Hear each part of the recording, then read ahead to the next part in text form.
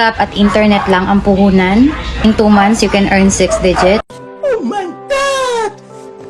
Ayan, nagkaroon ka na ng idea about virtual assistant dahil sa KMJS. But here is my opinion about the episode ng KMJS. In 2 months, you can earn 6 digit.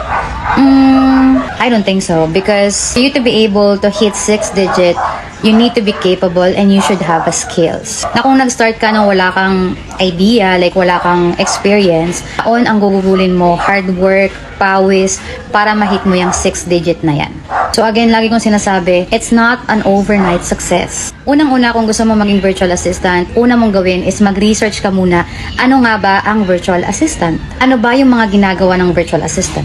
Like, ano bang skills ang dapat meron ng isang virtual assistant? So, sobrang nakakasilaw yung 6 digit, guys. So, this is also an awareness sa mga scammer, sa mga pwedeng ma-scam. Beware, guys, because wala pong madali. Sa kahit anong trabaho, walang madali. Lahat mahirap, lahat pinaghihirapan. Hindi lang yung isang, meron ako 6 digit. No, it's not. Pero kung totoo man na na-hit niya yung 6 digit in 2 months, sana all.